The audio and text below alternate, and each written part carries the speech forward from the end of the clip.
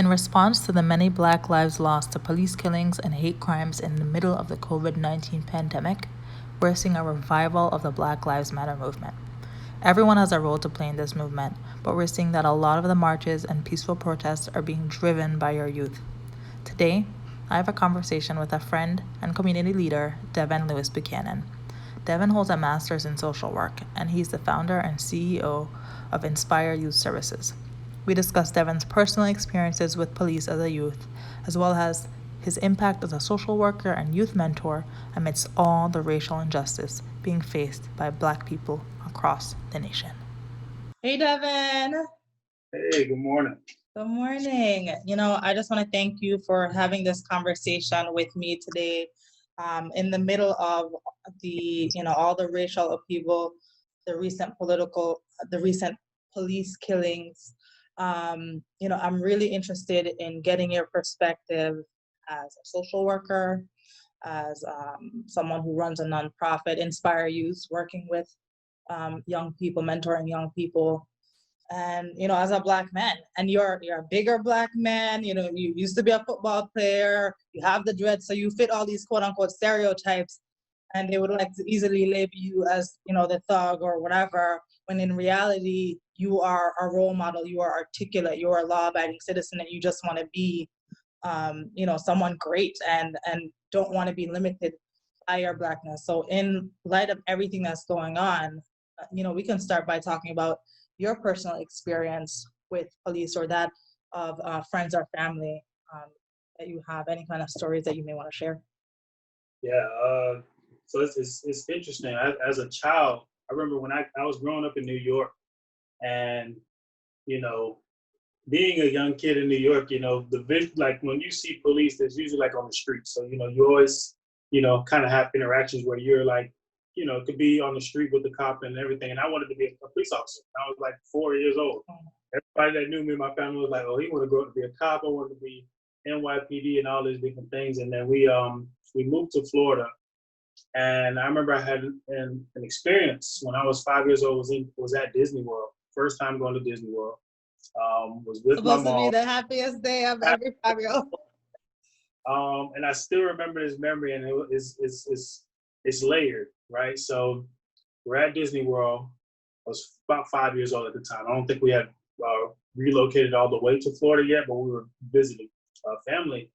And as we were at Disney World, we were in the, like when you go through the, what's it called? The Express or the Fast Pass or? It's like all the merchandise is. Okay, like the gift shop? Gift shop, right. Okay, so it was like and so it was a bunch of my cousins and myself and my brothers and sisters, and we were, my youngest brother was still a baby, so my mom had a stroller. And so it was like things on the stroller, some things are paid for, some things are not. And I guess as my mom was leaving the store, one of the police officers or someone that was there, like, stopped her. And, I don't remember exactly in detail because I was 5 years old, but I remember arresting my mom and like detaining her and taking her, Wow. And as a kid, I was just like, what's going on? And so, my memories that I have is going to go pick my mom up, with my aunt and everything. And we went to go pick my mom up. And, for me, it was just like, what transpired. And we weren't able to talk about that memory for years. Like, wow. My mom, that conversation came up, she would just try to block it from her mind. Rightfully so. For her, that experience, of course, had to be one of the most uncomfortable. I mean, imagine being detained at Disney World in front of your kids. In front of your kids, yeah, that's traumatizing. Very traumatized. So I, from that moment, I didn't want to become a cop anymore, right? And so, as I got older, I became a little bit more aware, just growing up, how everyone else started to have these other, beliefs about police officers and things like that. And, I had, my share when I was in college in Louisiana. I was actually arrested and charged with cultivation of marijuana as a football player because of, I was living with roommates at the time. And one of my roommates decided that he was going to try to grow marijuana in his dorm room. And, left it out. I left this little experiment on the patio while we were on spring break. And, they made this big incident because it was college football players growing marijuana. They were very strategic in how they did everything because they wanted to have a story. So they arrested us on the day before 420, which is this, right. So when it hit the news outlets, it was, a football players arrested for growing marijuana, like all these different things. And I remember at that time, everything was in jeopardy. My football career, my college education, all these different things. And I had nothing to do with it, but I was raised and told, like, you don't snitch, you don't do this, you don't do that. So, those experiences are kind of layered now when I think about it.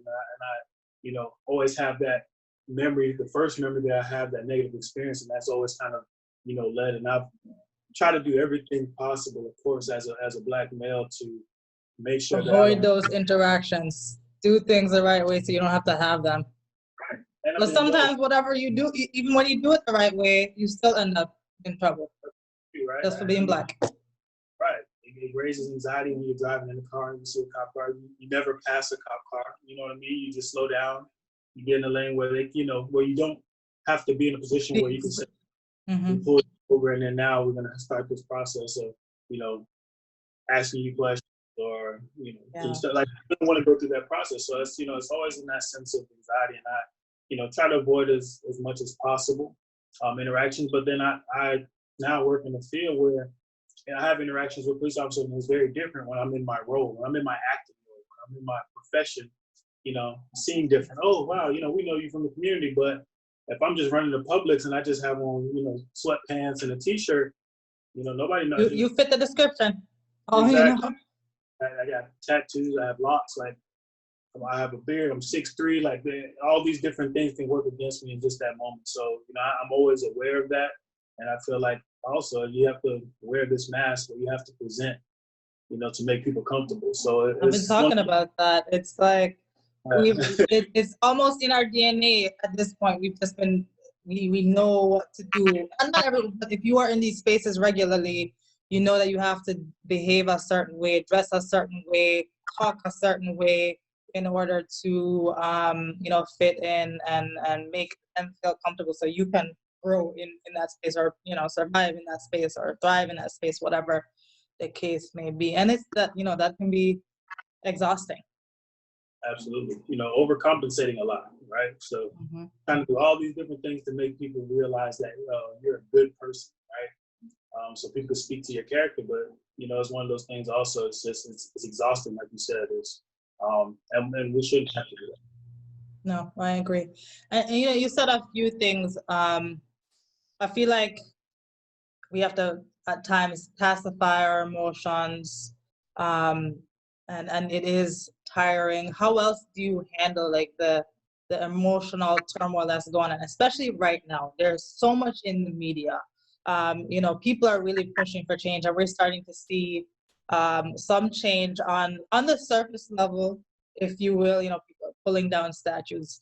Some organizations are agreeing to remove the Confederate flag. You saw that with NASCAR. So we're starting to see this kind of cultural shift, if you will, or it seems as if people are paying attention. But it's, does that feel like enough? Is that what do you feel like now, just seeing all this stuff in the media? And then on the flip side, there have been some quiet stories about lynchings that nobody's talking about. We don't know if these are suicides or homicides. We've seen a lot of people saying, stop saying Black Lives Matter, all lives matter. That we're tired of hearing that. So how do you feel right now with everything happening? It's a lot. It's a lot going on. And it's compounded, right? So it's not just a single event that's occurring right now. We are still in the middle of maybe the most unique time in the world's history, because we are in the middle of a pandemic that's affecting the entire world. Yeah. So I look at that as really the starting place of how all of this has really transpired, because with everyone now being in a place where we have to kind of sit still and be a little bit more present than we've ever been. A lot of times, like these stories are not new, of course. Like these incidents are not. These aren't new occurrences. Eric Garner said he can't breathe. Right. Here it is, 2020. you know, George Exactly. Floyd. Even going back to, you know, when I just recently watched the, you know, documentary talking more about, you know, Rodney King and you know, during that time as well. This is like 92. And, you know, these things are, of course, they're just repeated, but it takes a time like this where everybody is able to have the attention. Like, we can't just log off the TV or turn off our phone and say, well, I got work tomorrow. Right. You know, I go back on, you know, there's business as usual, out of sight, out of mind type of approach. You know, it's in front of everyone's face. For those, like for myself, the thing that I do that helps me, I don't subscribe to watching black men killed on video. I just can't. For my own sanity, you know, because it's tough to watch. You know, yeah. Yeah. I can't. I have not watched the full George Floyd video. I can't. I don't even think I can make it 30 seconds of the video. I can't watch it. I understand that. That's the thing. You hear people talk about it, and it's graphic. Just hearing it, you know, just hearing the dialogue, the things that he was saying, and so even having that memory in my head, you know, that's not something I want to replay. You know, I did watch the Ahmaud Arbery, and you know, that was by accident. I just saw a video. And it's hard to, and it's so quick too. That one is so quick. It's like, right. And so I think that's one of the factors is, and I was watching another documentary. They talked about how important it is in this balance of, you know, do we need to see it versus, you know, do we not need to see this as people? And you know, a lot of people take the stance that, you know, it's traumatic to watch, but a lot of times when it's captured and people have to deal with that and have to see it and have to know exactly what this person experienced leading up to their death, it leaves for us to be able to say, wow, this is egregious. Like, we can't ignore it. Enough is enough. Right. It's ingrained in the brain. It's so graphic. It has such an impact. But yeah, no, it's a terrible scene. A terrible scene to watch someone be murdered. You know. Right. And so I think for those who of us who have, you know that this is a part of what we've seen, you know, throughout the years, or stories that haven't been told, like you just talked about the all these mysterious Black people winding up, you know, lynched. Hung from trees. People found in trees and being ruled as suicide. That to me is very it's very uncomfortable to believe, right? That it is very, yes, that's the word. Right. It's because, especially in where we are right now, and you know, these are you know, we can't even call them isolated incidents because they're happening scattered throughout the country during a time where there's an uprising in racial, and a calls to dismantle certain, you know, systemic policies, racist policies, and all these different calls for change. So, you know, it's hard to just sit there and dismiss it as, no, it's not related. I don't think that stuff is getting as much attention as it should, just because, you know, they're mysteries. We don't know, but we kind of don't want to, right? Yeah. At least me, that's my thing. I'm like, I really just hope it's not what I think it is. Right, and that's, man, it's layered. It's layered.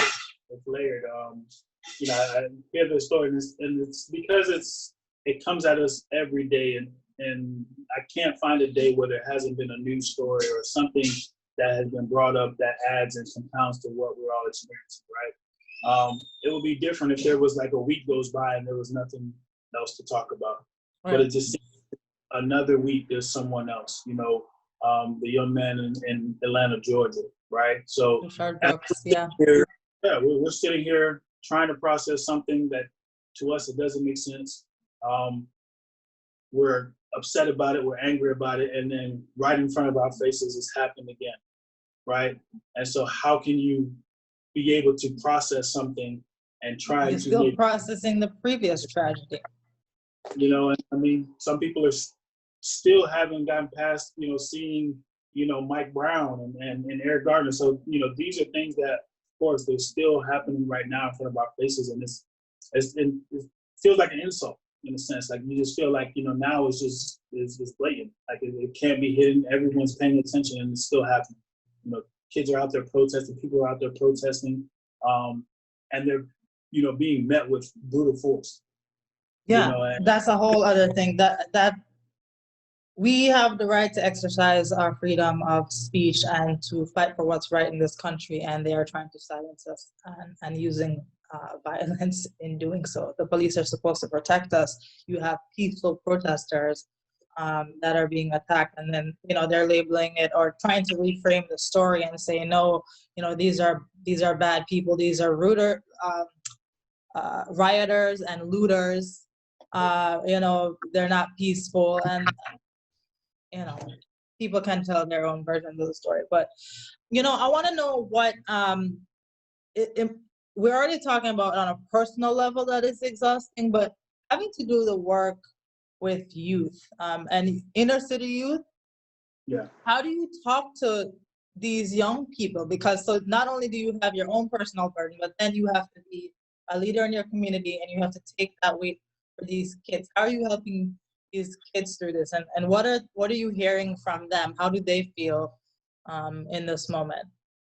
yeah, it's it's tough because a lot of the young men that I'm working with. So right now I'm providing therapy, and it's whatever. I always allow them to lead the discussion. I don't want to bring in something that they may not have a personal Connection to. about. They may have those conversations with their families, but a big part of what I know that I've done is like educating them, right? So we go through teaching them about your rights, like being able to know what language to use when you're encountered with a police officer, right? Because language is very important when it comes to operating and dealing with law enforcement, especially for young Black men, and being able for them to walk away and knowing that they have a sense of um, something to be able to say, okay, you know what, if I say these things, and it doesn't mean that even if you say it that it's going to make a difference. To protect you, but just a little more confidence Just walking away that they have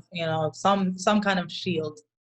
Absolutely, right, and I think that helps them feel empowered a little bit, because at these times, you can just feel like if somebody wants to do anything to you, it's the perfect time. And the fact is, it's like it's not just police officers. We're seeing a rising in just for example, the Ahmaud Arbery. With the Ahmaud Arbery, yeah.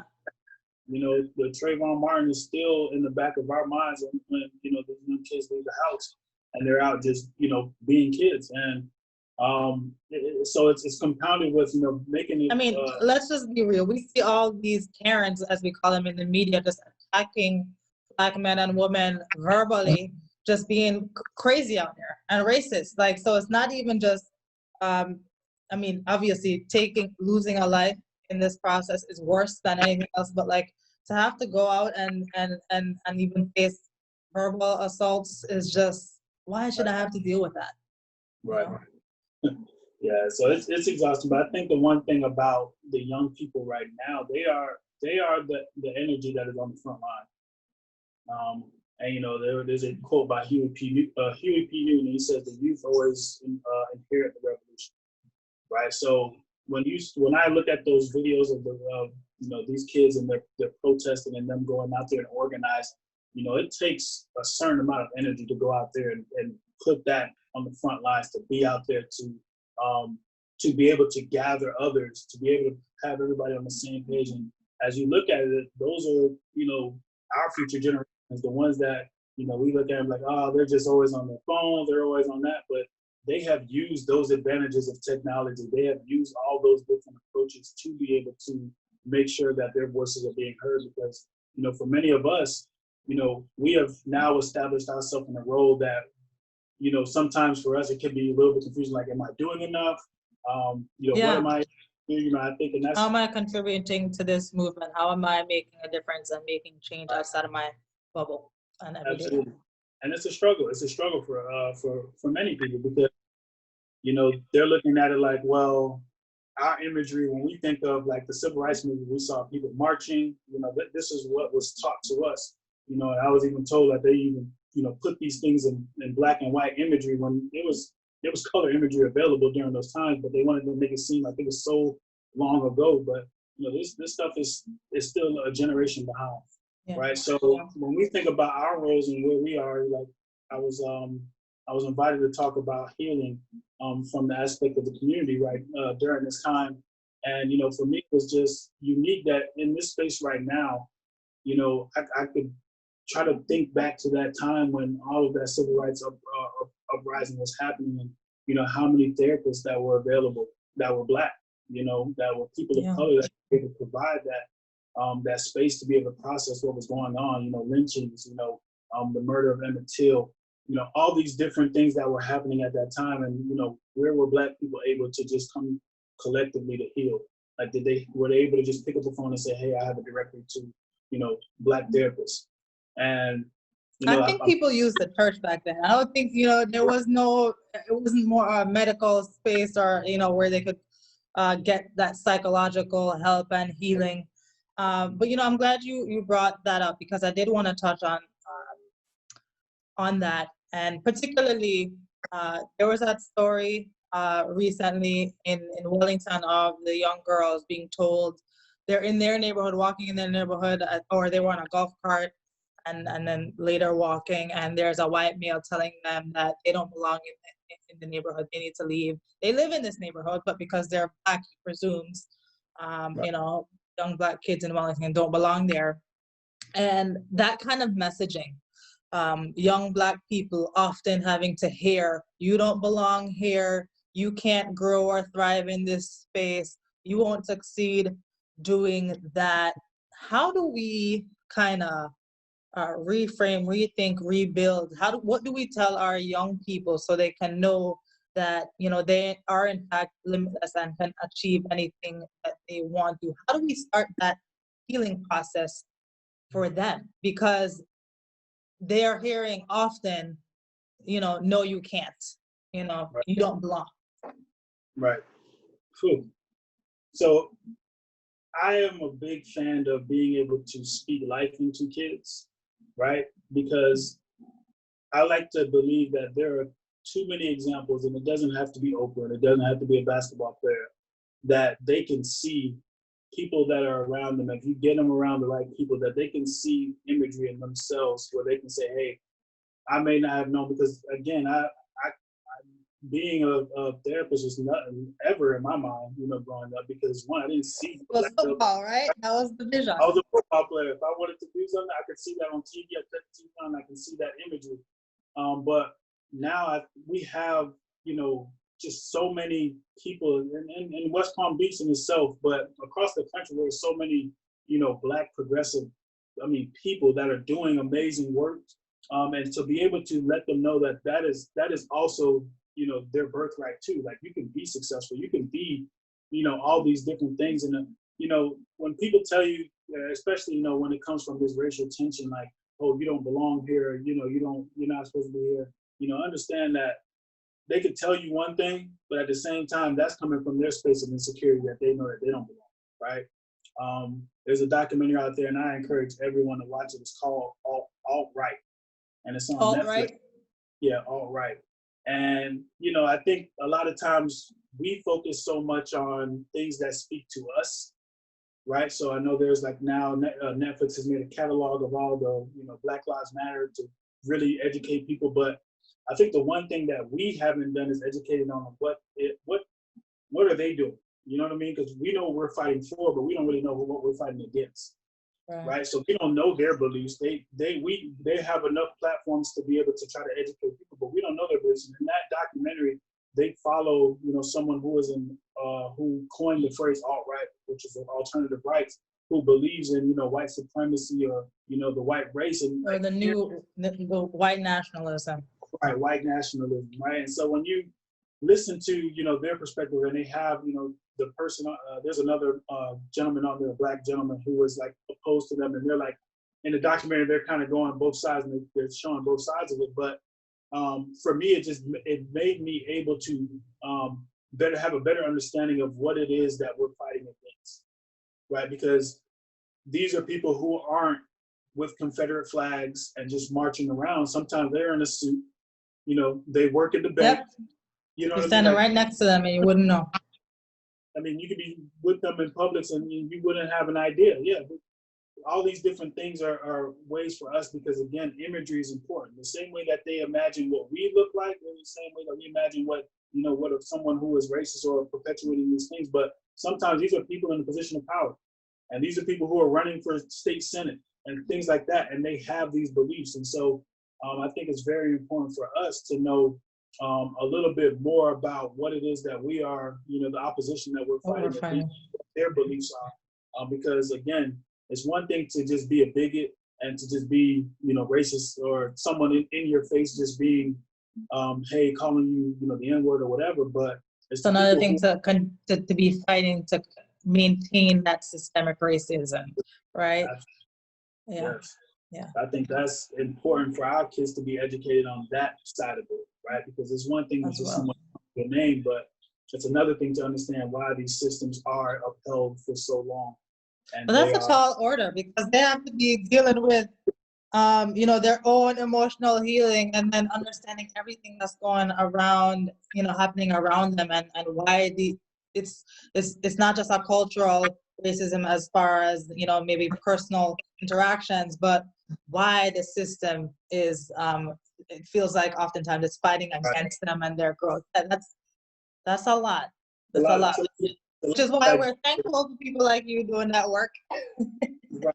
And I think, I look at it in this way as well, right? So even when I started my organization 3 years ago, and, it was all about bringing, mental health, behavioral health access to marginalized communities. At that time, for me personally, I didn't identify as I am taking a stance against systemic racism, right? That wasn't my lens that I was looking at. I was saying, hey, we need something like this in our community, because we need mentors for our kids. We need them to see that there are lawyers, doctors, engineers, social workers, therapists. They can do anything. There's so many avenues. Absolutely. So sometimes with us just choosing a profession or just choosing a role or starting something, it could be something as small as, having this idea, but that is how we are sometimes fighting against the oppression that we're seeing, because it's not always going to be a large organization like a Black Lives Matter that is going to be in our community being able to do the hands-on work with those kids, right? Right. So I understand the need for larger organizations, but also supporting your local organizations like a Suits for CE, Inner City Innovators. Like, these are organizations, grassroots organizations in the community that are hands-on, with the youth in the community. So, if we empower them, then we are doing something to dismantle systemic racism. We are doing something to help and support the communities that need it. So I look at it that way as well, because it's not always going to be the larger organizations that are going to come in, swoop in, and dismantle the system. Save the day. Yeah, no. There's space for everyone and room to do work at every single level. I want to specifically touch on healing between police and the community, and with the angle of the youth, if you will. And I want to bring up an example that, probably close to home for you, but it's been recirculating in the media. I don't know if you remember, a while back, there was a social worker in Miami with his hands up in the street trying to protect his patient or client that's autistic. And he ends up getting shot because he's a Black man, and they automatically assume that he's doing something wrong, when really the child was in the streets and, I guess disrupting traffic, if you will, and they didn't know what was going on. And that to me is a devastating example. Just something like that should never happen. And it really kind of makes you question your faith and belief in policing. So how do we bridge those gaps for young people, for the community, and even for someone like you as a social worker too, doing that kind of work? You have to work with police officers every single day. So what are there conversations that you're having with them? Do you hear them now talking about transforming the way that they operate when it comes to interacting with these communities? Yeah, it's so that is layered, right? So I'm a father of a child with autism, right? So, of course, when that story, it just, it's one thing to have worries and fear as a parent. You definitely don't want that to be your worry and fear, so even I have a sticker on a car. Every person in my family has a sticker on their car that says, pastor with autism on board, just for the interaction with police officers. It's not because, I think that people need to know that there's someone with autism on board, because God forbid, I'm stopped and my son is, not comfortable in that situation and is reacting to the situation. I need them to know, like, hey, listen, he's not going to understand the commands that you're giving him, right? Right. And to even add to, what you were saying as far as what does that look like, right? I hear a lot of people call for reform. I hear some people call for defunding the police. Honestly, when we look at the history of policing and the tradition of policing, it wasn't created from this space of, it was created for protecting a certain people. Yeah. Right, the history of police and sheriffs were created for protecting a specific people from another specific people. Right. And we as Black people weren't included in the protection. Right. At that time, we were what they were protecting, others against. And so now when we look at the tradition of policing in our country, it hasn't changed. And policing is an extension of a larger economic, prison. Like, prison is the reason private why. Prison system, right? Mm-hmm. So it's layered to where we can't just keep our eyes on one thing, because honestly, it's so layered. It's all tied in. It's all tied in, right? Yeah. And so it goes down to just basic. Economics. Like, it's a system that thrives on the fact of capitalism in the country. That it boils down to just dollars. Right. And, right. Keeping the prison full, every bed, you're making a lot of money per bed. So there's value in locking people up. Exactly. And we saw how that even operated, like during this COVID-19 crisis, that there were people who were eligible to be able to be released from prison, based on just, it was an act, I can't remember what it was called, the healthy, it was an act that they enforced, that if you had less than a year left in your sentence, to try to get you out of the prison so that way you weren't checked over. Mm-hmm. But the fact was that once that person is in that bed, they're operating and making money for this prison. So prisons that weren't allowing these people to leave, because right, and that's what, honestly, that's what parole is for. But they're not using parole the way it's supposed to be used. They're finding ways to extend sentences, keep people there, and not give them parole. When you get these sentences that, if it's a 20-year sentence but eligible for parole at 10 years, oftentimes they're not letting them go because of exactly what you said. There's monetary value in keeping them there.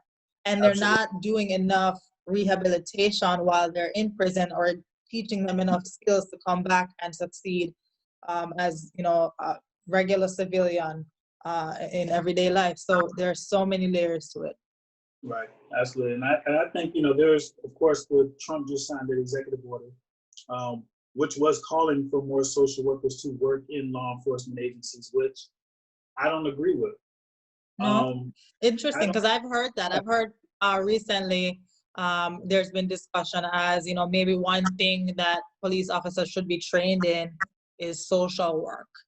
In fact, we already know, at least me personally, I think 21 weeks is not enough training to be a police officer. That's way too short. So that's a flaw in and of itself. But I think it is important to have that empathy and understanding of how people think and what circumstances may have led to certain decision making, and why people may be in these circumstances, troubling circumstances, and what may cause certain crimes, etc. To have more empathy, no matter what you look like, right?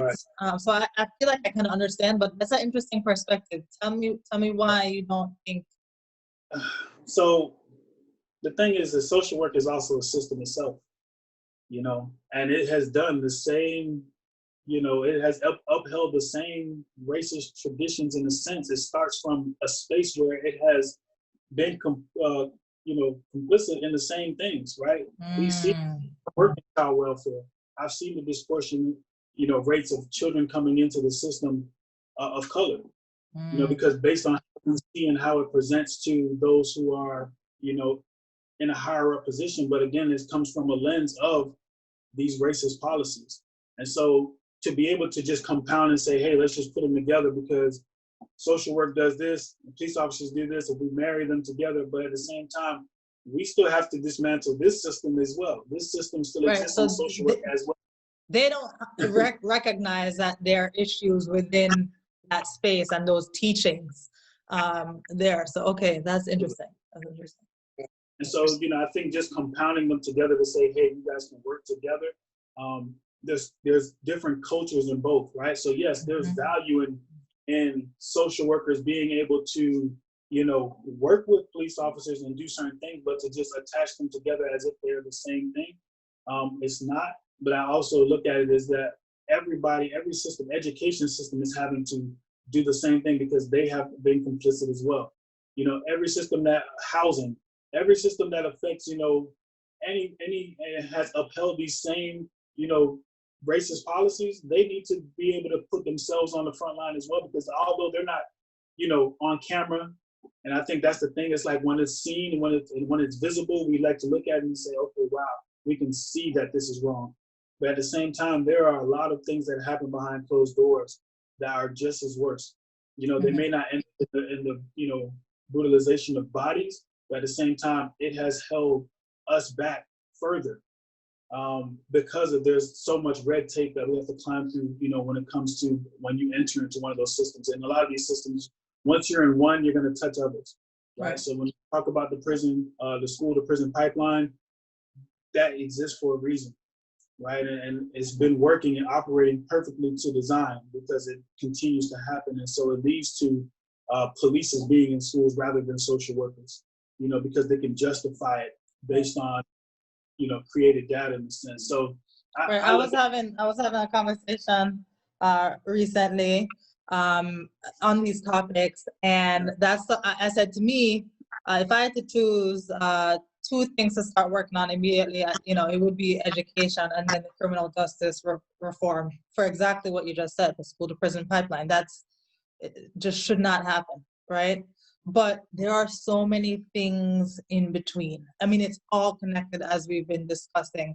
Do you think young people understand that it's not just marching and, those who are of the age to go vote, that like their vote matters and that they're going to take it to the polls as well? And obviously that's, there are layers to that too, because it's not just voting at the national level, it's voting at the local level. And then it's also keeping those politicians, holding them accountable once they're in office.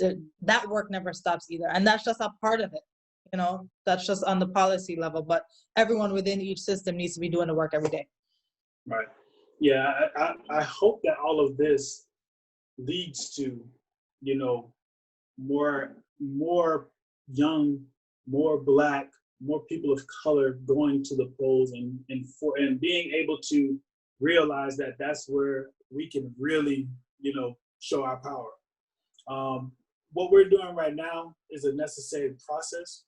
I think it's necessary because obviously it's kind of like a child in behavior, right? When you have a kid and he throws a tantrum and you respond to that tantrum, that kid's like, okay, well, I'm just going to throw a tantrum again to get what I want. Like, yeah. We operate on basic human behavior, and that's what we're doing. Like, America's children are throwing a tantrum, and the government is having to respond to what is happening. And so they're, okay, well, we'll pass a policy. We'll make sure that no knock warrants in the, state of Kentucky, like they're doing these little things to make sure that, okay, well, Colorado just ended qualified immunity there. Yeah. So we're seeing all these little things happen, just to try to help, to try to ease the situation down. They're all just trying to like put Band-Aids on a larger situation. But I really hope that, the education about voting, I think that's one of the biggest things that, because I remember as a kid, when I turned 18, I didn't vote because at the end of the day, I was in Louisiana. I went off to school. I was in Louisiana and I was registered in Florida. So, just those things alone, like being able to educate kids about, registering to vote. And I've seen a lot more advocacy in that role of getting young voters registered. And I think that's just where we're moving in that direction. I just hope that these conversations don't die out before we get to the polls, right? This energy to die out before we get to the polls. Yeah. And if we have to march to the polls and protest, like I'm all for Absolutely. that. Right? So, Absolutely. so I think, as long as there's energy and they are feeling like, what, people are listening to their voice, hopefully they think that, okay, well, we have even more power in our voice if we vote. And I'm hoping that just leads down to that direction. So, I like to be optimistic on everything that's going on. It's a unique time. I like to see how we are unifying in different arenas and different spaces. And, now we have a little bit more political power in regarding people of color. Like I just graduated with the class of NLC, and I learned so much, just about political leadership and community leadership. Right. It's a very highly underrated skill and knowledge, right? To understand that how you can really affect change in many different levels, from local, government, and then also to the national level. So, honestly, they teach civics in 8th grade, and that's about it. So people kind of just keep living their lives. They don't teach us, our Black history, and there's a reason behind that. There's a method behind that madness, if you will. So people may not be even motivated if they don't really. People are aware of the atrocities, but if they knew how much was hidden and the efforts that went to hide that, and the reason they don't want you to use your voice, if they really truly understood that, people wouldn't avoid going. They wouldn't be apathetic about exercising that right to vote. Absolutely. So we will see. Like I say, I like to just be on the optimistic side that this is actually one of those times where we're going to actually see it and really hit them at the polls. Yeah. Because again, we are right now. It's exciting to see. And I like to, where I'm at, and I'm a part of a large collective of those who are, just doing the part to make change. Mm-hmm. Right, and they're doing it from the place of where they feel not just comfortable, but where they feel needed. I think that's one of the big things too. Like, it's one thing to be comfortable in your role, but it's another part to feel like, okay, I'm needed in this role, because not everybody is going to have a megaphone and be out there, giving speeches, and that's not everyone's role, right? Those who have the energy to do that, because it takes a lot to do that too, right? But it also takes a lot to know, okay, you know what? I have a little bit of a social media influence, and I'm just going to keep posting about. That takes energy too. So all of it is as long as it's in the right direction, and what we're doing. Well, Devon, thank you for talking to me today. I don't want to take up your entire morning, but this has been a great conversation, and I really appreciate your perspective on all these issues.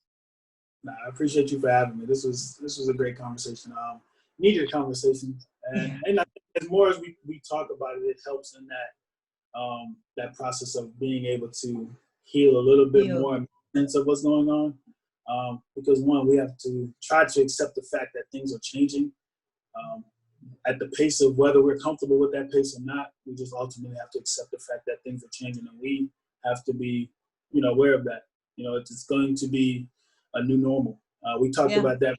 Even as the coronavirus is going to create a new normal, now there's another, like I said, it's layers. So each month I kind of brace myself. What's coming next? 2020, man. 2020, yeah.